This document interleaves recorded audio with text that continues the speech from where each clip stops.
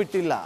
ಇವತ್ತು ಭಾರತ ಸಜ್ಜಾಗಿ ನಿಂತಿದೆ, ಸನ್ನದ್ಧವಾಗಿದೆ, ತನ್ನ ಮೂರೂ ಸೇನೆಗೆ ಫ್ರೀ ಹ್ಯಾಂಡ್ ಕೊಟ್ಟಿದೆ ಅಂತ ಗೊತ್ತಿದ್ರೂ ಕೂಡ ಪದೇ ಪದೇ ನರಿಬುದ್ಧಿಯ ಪ್ರದರ್ಶನ ಮಾಡ್ತಾ ಇದೆ ಪಾಕಿಸ್ತಾನ.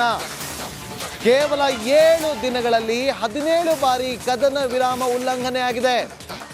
LOCಯಲ್ಲಿ ಪಾಕಿಸ್ತಾನದಿಂದ ನರಿಬುದ್ಧಿ ಪ್ರದರ್ಶನ ಆಗ್ತದೆ. ಸತತ 7ನೇ ದಿನವೂ ಅಪ್ರಚೋದಿತ ಗುಂಡಿನ ದಾಳಿಯನ್ನ ಮಾಡಿದ್ದಾರೆ. ಕುಪ್ವಾರ, ಉರಿ, ಅಕ್ನೋರ್ ವಲಯದಲ್ಲಿ ದಾಳಿಯನ್ನ ಮಾಡಿದ್ದಾರೆ. ಭಾರತ ಸೇನೆ ಸುಮ್ಮನೆ ಇದೆ ಅನ್ಕೊಂಡಿದ್ದೀರಾ? ಸರಿಯಾಗಿ ಉತ್ತರ ಕೊಟ್ಟಿದೆ. ನಿಮ್ಮ ಕಡೆಯಿಂದ 1 ಬುಲೆಟ್ ನುಗ್ಗಿ ಬಂದ್ರೆ ನಮ್ಮ ಕಡೆಯಿಂದ 100 ಬುಲೆಟ್ಗಳು ಬರ್ತವೆ. 100 ಬುಲೆಟ್ಗಳು ಬರ್ತವೆ.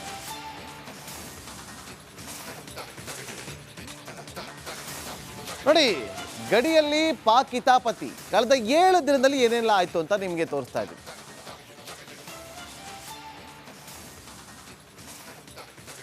ನೋಡಿ, 22 ಏಪ್ರಿಲ್ ಉರಿ ಸೆಕ್ಟರ್ ಅಲ್ಲಿ ಸೀಸ್ ಫೈರ್ ವೈಲೇಷನ್ ಆಗಿದೆ. ಅದಾದಮೇಲೆ 24ನೇ ತಾರೀಕು ಲೀಪಾ ವ್ಯಾಲಿಯಲ್ಲಿ ಪಾಕ್ ಕಿತಾಪತಿ ಮಾಡಿತ್ತು, ಅಲ್ಲಿ ಗುಂಡಿನ ಚಕಮಕಿ ಕೂಡ ಆಗಿದೆ. ಇನ್ನು 26ನೇ ತಾರೀಕು ನೀಲಂ ತುಟ್ಮಾರಿ ಗಲಿಯಲ್ಲಿ 2 ಭಾಗದಲ್ಲೂ ಕೂಡ ಸುಖಾಸುಮ್ಮನೆ ಫೈರಿಂಗ್ ಅನ್ನು ಮಾಡಿದೆ. 27ನೇ ತಾರೀಕು ಪೂಂಚ್ ಮತ್ತು ಕುಪ್ವಾರದಲ್ಲಿ ಕಿತಾಪತಿಯನ್ನು ತೆಗೆದಿದೆ. ಇನ್ನು 28ನೇ ತಾರೀಕು ಕುಪ್ವಾರ, ಅಕ್ನೋರ್, ಬಾರಾಮುಲ್ಲಾದಲ್ಲಿ 3 ಪ್ಲೇಸಲ್ಲಿ LOCಯಲ್ಲಿ ಕಿತಾಪತಿಯನ್ನು ಮಾಡಿದೆ. 29ನೇ ತಾರೀಕು ಸಂದರ್ಬನಿ, ಪ್ರಗ್ವಾಲ್, ಅಕ್ನೋರ್, ನೌಶೇರಾದಲ್ಲೂ ಕೂಡ ಸೀಸ್ ಫೈರ್ ಉಲ್ಲಂಘನೆ ಆಗಿದೆ. ಇನ್ನು ನಿನ್ನೆ ಕುಪ್ವಾರ, ಉರಿ ಸೆಕ್ಟರ್, ಅಕ್ನೋರಲ್ಲಿ. ಆ ಬಳಿಕ ನೋಡಿ 7 ದಿನದಲ್ಲಿ ಏನೆಲ್ಲ ಆಯಿತು ಅಂತೇಳಿ. ಈಗ ರಂಜಿತ್ ಬಳಿ ಹೋಗ್ತೀನಿ. ರಂಜಿತ್, 7 ದಿನದಲ್ಲಿ ಸೀಸ್ ಫೈರ್ ಉಲ್ಲಂಘನೆಯನ್ನು ಮಾಡ್ತಾ ಇದೆ. ಒಂದಲ್ಲ ಎರಡಲ್ಲ 17ಕ್ಕಿಂತ ಹೆಚ್ಚು ಬಾರಿ. ಭಾರತ ಸನ್ನದ್ಧವಾಗಿದೆ, 3 ಪಡೆಗಳಿಗೂ ಕೂಡ ಫ್ರೀ ಹ್ಯಾಂಡ್ ಅನ್ನು ಕೊಟ್ಟಿದೆ. ಏನ್ ಬೇಕಾದ್ರೂ ಮಾಡುತ್ತೆ ಅನ್ನೋ ಭಯದಲ್ಲಿರುವಂತ ಪಾಕಿಸ್ತಾನಕ್ಕೆ ಇನ್ನೂ ಬುದ್ಧಿ ಬಂದಿಲ್ವಾ? ನೋಡಿ ನಾಗೇಂದ್ರ ಬಾಬು, ಪಾಕಿಸ್ತಾನ ಈಗ ಅಂಡು ಸುತ್ತ ಮಂಗನಂತಾಗಿದೆ. ಹಾಗಾಗಿ ಪಾಕಿಸ್ತಾನ ಏನೂ ಮಾಡ್ಕೊಳ್ಳಿಕ್ಕಾಗದೆ ಕೈ ಹಿಸುಕಿಕೊಳ್ತಾ ಇದೆ. ಹಾಗಾಗಿ LOC, ಭಾರತದ LOCಯಲ್ಲಿ ಈಗ ಅಪ್ರಚೋದಿತವಾಗಿ ಗುಂಡಿನ ದಾಳಿಯನ್ನು ಮಾಡ್ತಾ ಇದೆ. ಕದನ ವಿರಾಮವನ್ನು ಉಲ್ಲಂಘಿಸಿ ನಿರಂತರವಾಗಿ ಗುಂಡಿನ ದಾಳಿಯನ್ನು ಮಾಡ್ತಾ ಇದೆ. ಪಾಕಿಸ್ತಾನದ ಸೇನೆ ಭಾರತದ ಆರ್ಮಿಯನ್ನ ಗುರಿಯಾಗಿಸಿಕೊಂಡು ಅಲ್ಲಿ ದಾಳಿಯನ್ನು ಮಾಡ್ತಿರೋದ್ರು. ಅಪ್ರಚೋದಿತ ಗುಂಡಿನ ದಾಳಿ ಇದು. ಇದರ ವಿರುದ್ಧ 7 ದಿನ ಒಟ್ಟು 17 ಬಾರಿ ಉರಿಯಲ್ಲಾಗಿದೆ, ಅಕ್ನೋರಲ್ಲಾಗಿದೆ, ಪೂಂಚಲ್ಲಾಗಿದೆ, ಹಾಗೆ ಕುಪ್ವಾರದಲ್ಲಾಗಿದೆ. ಬೇರೆ ಕಡೆಗಳಲ್ಲೂ ಕೂಡ ಬಾರಾಮುಲ್ಲಾ ಮತ್ತೊಂದು ಎಲ್ಲ ಕಡೆಗಳಲ್ಲೂ ಕೂಡ ಪಾಕಿಸ್ತಾನ ಈ ರೀತಿಯಾಗಿ ಗುಂಡಿನ ದಾಳಿಯನ್ನು ಮಾಡ್ತಾ ಇದೆ. ರಾತ್ರಿ ಹೊತ್ತಿಗೆ ಈ ದಾಳಿ ಹೆಚ್ಚಾಗಿರುತ್ತೆ ಅನ್ನೋದ್ರ ಬಗ್ಗೆ ನಾವು ಮೊನ್ನೆ ಊರಿಗೆ ಹೋದಾಗ ಅಲ್ಲಿನ ನಿವಾಸಿಗಳು ಹೇಳ್ತಾ ಇದ್ರು, ನಾವು ದಾಳಿ ಆದಾಗ ಬಂಕರ್ಗಳಲ್ಲಿ ಹೋಗಿ ಆಶ್ರಯವನ್ನ ಪಡಿತೀವಿ ಅಂತ ಹೇಳ್ತಾ ಇದ್ರು. ಇದಕ್ಕೆ ಭಾರತವು ಕೂಡ ಸರಿಯಾದ ಪ್ರತ್ಯುತ್ತರವನ್ನು ಕೊಟ್ಟಿತ್ತು. ಭಾರತದ DNGO, director general of army operation, ಇವರು ಪಾಕಿಸ್ತಾನದ DNGO, director general of army ಆಪರೇಷನ್ಗೆ ಬಹಳ ಸ್ಪಷ್ಟವಾಗಿ ಹೇಳಿದ್ದಾರೆ, ನೋಡಿ ನೀವು ಇದೇ ರೀತಿಯಾಗಿ ಕದನ ವಿರಾಮವನ್ನು ಉಲ್ಲಂಘಿಸಿ ಭಾರತದ ಮೇಲೆ ಗಡಿಯಲ್ಲಿ LOCಯಲ್ಲಿ ದಾಳಿ ಮಾಡಿದ್ದೇ ಹೋದಾದ್ರೆ ನಾವು ಇದಕ್ಕೆ ಸರಿಯಾದಂತಹ ಎಚ್ಚರಿಕೆಯನ್ನು ಕೊಡ್ತಾ ಇದ್ದೀವಿ ನಿಮಗೆ ಅಂತೇಳಿ ಹೇಳಿದ್ದಾರೆ. ಅದಾಗಿ ನಿನ್ನೆಯೂ ಕೂಡ ಕುಪ್ವಾರದಲ್ಲಿ ಮತ್ತೆ ದಾಳಿ ಆಗಿದೆ ಅನ್ನೋದ್ರ ಬಗ್ಗೆ ಈಗ ವರದಿಯಾಗಿದೆ. ಆದರೆ ಭಾರತ ಅದನ್ನು ಸರಿಯಾಗಿ ಹಿಮ್ಮೆಟ್ಟಿಸಿದೆ ಅನ್ನೋದ್ರ ಬಗ್ಗೆಯೂ ಕೂಡ ಈ ಹೊತ್ತಿಗೆ ಮಾಹಿತಿ ಲಭ್ಯ ಆಗಿದೆ. ಭಾರತ ಈ ಸಂಭಾವ್ಯ ದಾಳಿ ಪಾಕಿಸ್ತಾನದ ಮೇಲೆ ಮಾಡುತ್ತೆ ಅನ್ನುವ ಆತಂಕದ ಹಿನ್ನೆಲೆಯಲ್ಲಿ ಭಾರತ ನಿಗೂಢವಾದ ಕಾರ್ಯಾಚರಣೆಯನ್ನ ಮಾಡಿ ಭಯೋತ್ಪಾದಕರ ನೆಲೆಗಳನ್ನು ಧ್ವಂಸ ಮಾಡುತ್ತೆ ಅಂತೇಳಿ ಪಾಕಿಸ್ತಾನಕ್ಕೆ ಆತಂಕ ಇದೆ. ಹೀಗಾಗಿ ಭಾರತವನ್ನು ಬೆದರಿಸುವಂತ ಪ್ರಯತ್ನವನ್ನು ಈ ಮೂಲಕ ಮಾಡ್ತಾ ಇದೆ ಅನ್ನೋದ್ರ ಬಗ್ಗೆ ಬಹಳ ದೊಡ್ಡ ಪ್ರಶ್ನೆ. ನೋಡಿ, ಕೆಲವು ಸೀಮಿತವಾದಂಥ ಪಾಕಿಸ್ತಾನದ ಜಾಗಗಳು ಅಥವಾ ಪಾಕಿಸ್ತಾನದ ಗಡಿಯಲ್ಲಿ ಅಲ್ಲಿ ಎನಿ ಟೈಮ್ ಆರ್ಮಿ ಆಪರೇಷನ್ಗಳು ನಡೀತಾ ಇರುತ್ತೆ. ಪಾಕಿಸ್ತಾನದ ಆರ್ಮಿ ಆಪರೇಷನ್ಗಳು ಕೆಲವು ಸೀಮಿತವಾದಂಥ ಜಾಗದಲ್ಲಿ ನಡೀತಾ ಇರುತ್ತೆ. ಆದರೆ ಭಾರತದ ಈ ಸೇನಾ ಜೊತೆಗೆ ಭಾರತದ ಎಲ್ಲ ಯುದ್ಧ ಸಾಮಗ್ರಿಗಳು ಗಡಿಯಲ್ಲಿ ಡೆಪ್ಲಾಯ್ ಆಗ್ತಿರೋದ್ರಿಂದ ಕೆಲವು ಆಕ್ಟಿವ್ ಸ್ಪಾಟ್ಗಳಿಂದ ಪಾಕಿಸ್ತಾನ ಈಗ ಹಿಂದಕ್ಕೆ ಸರಿದಿದೆ ಅನ್ನೋದ್ರ ಬಗ್ಗೆಯೂ ಕೂಡ ಮಾಹಿತಿ ಲಭ್ಯ ಆಗಿದೆ. ಅಂದರೆ ತಕ್ಷಣಕ್ಕೆ ಏನಾದರೂ ದಾಳಿ ಆಯಿತು ಅನ್ನೋದಾದರೆ ಪಾಕಿಸ್ತಾನಕ್ಕೆ ಅಲ್ಲಿಂದ ವಾಪಸ್ ಹೋದರೆ, ಅಂದರೆ ಹಿಂದಕ್ಕೂ ಹೋದರೆ ಸ್ವಲ್ಪ ಈ ಡ್ಯಾಮೇಜ್ ಕಂಟ್ರೋಲ್ ಮಾಡ್ಬೋದು ಅನ್ನೋ ಕಾರಣಕ್ಕೋಸ್ಕರ ಕೆಲವು ಆಕ್ಟಿವ್ ಸ್ಪಾಟ್ಗಳಿಂದ ಪಾಕಿಸ್ತಾನ ಈಗ ಹಿಂದಕ್ಕೆ ಸರಿದಿದೆ ಅನ್ನೋದ್ರ ಬಗ್ಗೆ ಮಾಹಿತಿ ಲಭ್ಯ ಆಗಿದೆ. ಭಾರತದ ಗಡಿಯಲ್ಲಿ LOCಯಲ್ಲಿ ಭಾರತ ನಿರಂತರವಾಗಿ ಸೇನಾ ತಾಲೀಮನ್ನು ಮಾಡ್ತಾ ಇದೆ.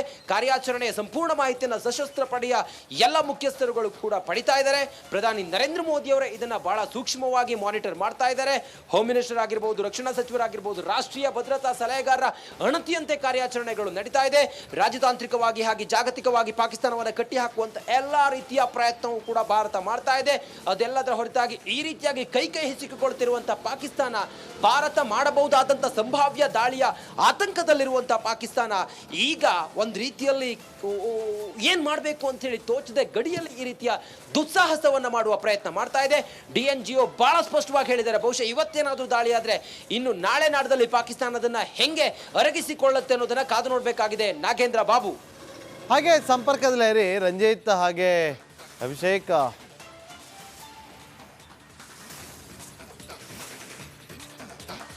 ಬಿಟ್ಟಿಲ್ಲ, ಇವತ್ತು ಭಾರತ ಸಜ್ಜಾಗಿ ನಿಂತಿದೆ, ಸನ್ನದ್ಧವಾಗಿದೆ, ತನ್ನ ಮೂರೂ ಸೇನೆಗೆ ಫ್ರೀ ಹ್ಯಾಂಡ್ ಕೊಟ್ಟಿದೆ ಅಂತ ಗೊತ್ತಿದ್ರೂ ಕೂಡ ಪದೇ ಪದೇ ಪದೇ ಪದೇ ನರಿಬುದ್ಧಿಯ ಪ್ರದರ್ಶನ ಮಾಡ್ತಾ ಇದೆ ಪಾಕಿಸ್ತಾನ. ಕೇವಲ 7 ದಿನಗಳಲ್ಲಿ 17 ಬಾರಿ ಕದನ ವಿರಾಮ ಉಲ್ಲಂಘನೆ ಆಗಿದೆ.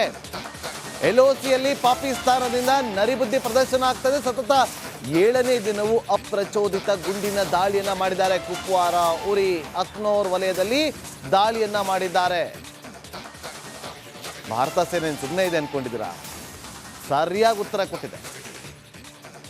ನಿಮ್ಮ ಕಡೆಯಿಂದ 1 ಬುಲೆಟ್ ನುಗ್ಗಿ ಬಂದ್ರೆ ನಮ್ಮ ಕಡೆಯಿಂದ 100 ಬುಲೆಟ್ಗಳು ಬರ್ತವೆ. 100 ಬುಲೆಟ್ಗಳು ಬರ್ತವೆ.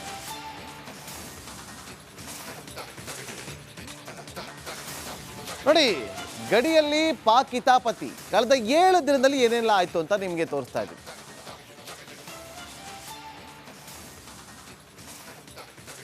ನೋಡಿ, 22 ಏಪ್ರಿಲ್ ಉರಿ ಸೆಕ್ಟರ್ ಅಲ್ಲಿ ಸೀಸ್ ಫೈರ್ ವೈಲೇಷನ್ ಆಗಿದೆ.